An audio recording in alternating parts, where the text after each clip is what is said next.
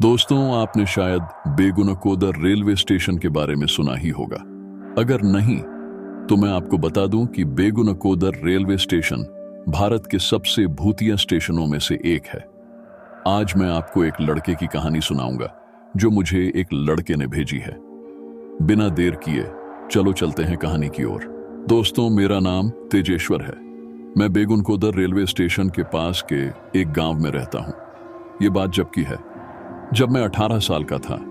मैं अपने दोस्तों के साथ रोजाना मस्ती करता था और मुझे पैसे की कोई कमी नहीं थी क्योंकि मेरे पिताजी का एक बड़ा व्यापार था।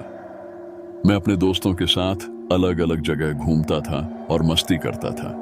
मेरे दोस्त हर दिन किसी न किसी नई जगह पर घूमने जाते थे। मेरे दोस्तों को भूतिया जगह पर घूमने का शौक था और मुझे भी। मेरे दोस्त जितेंद्र ने मुझसे कहा, अरे तेजू, हम दोनों बेगुनकोदर रेलवे स्टेशन चलते हैं, सुना है वहां पर बहुत रहता है। और फिर वो हंसने लगा। मैं उससे कुछ सोच के कहा, अरे वहां मैं नहीं जाऊंगा, वहां तो कोई लोग मारे गए हैं, मैं वहां नहीं जाऊंगा।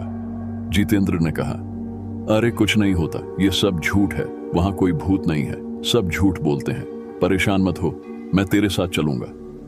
मैंने उसके सामने हार मानते हुए कहा, ठीक है चलता हूं, तेरे साथ बता कब चलता हूं। जितेंद्र ने कहा, ठीक है, शाम को 7 बजे चलेंगे। मैंने सर हिलाकर हां कर दिया। शाम को 7 बजे मैं अपने दोस्त जीतू के साथ शुरू हुआ।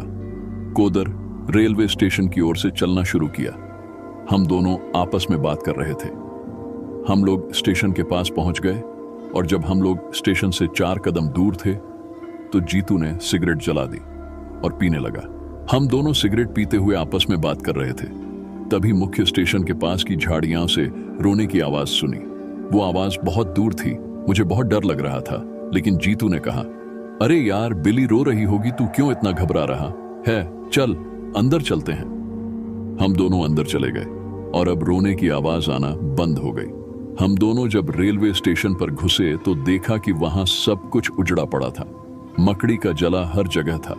हम दोनों अंदर चले गए, या बड़े तो देखा कि वहां शराब की बोतलें थी पड़ी थी। हम अंदर बढ़े तो देखा कि जहां ट्रेन आती है वहां पर सब कुछ ठीक है। हम दोनों स्टेशन को देख ही रहे थे, तभी मुझे किसी के चिल्लाने की आवाज आई। हम दोनों बहुत घबरा गए और भागने लगे। हम दोनों को बाहर निकलने में बहुत समय लग गया। हम दोनों तेजी से भाग रहे थे घर की ओर। हम दोनों ने भागते हुए महसूस किया कि कोई हमारे पीछे भाग रहा था। हम दोनों फटाफट भागकर अपने अपने घर पहुंच गए। मैं जाता ही अपना घर सो गया। दोस्तों, उस दिन के बाद से मैंने अपने दोस्तों से मिलना कम कर दिया और अपने पिताजी के बिजनेस में हाथ बंटाने लगा और कभी ऐसी जगहों पर नहीं गया